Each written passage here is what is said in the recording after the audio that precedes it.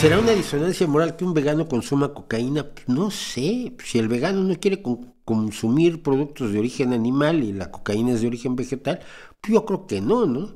Es una estupidez.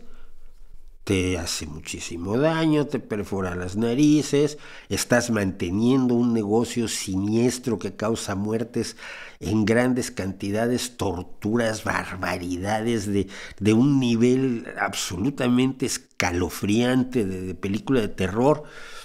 Y todo eso porque te gusta sentirte bien, sentir bonito.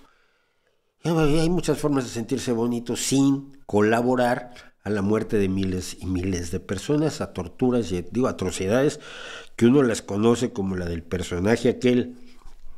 Además se hacen famosos, que se especializó en desaparecer cuerpos disolviéndolos en sosa cáustica y una serie de sustancias que utilizaba y que disolvió a cientos o miles de personas para el narcotráfico. Dice, esto es verdaderamente de historia de horror, de lo que puede uno escribir cuando se dedica al terror, pero pensando que no tiene nada que ver con la realidad.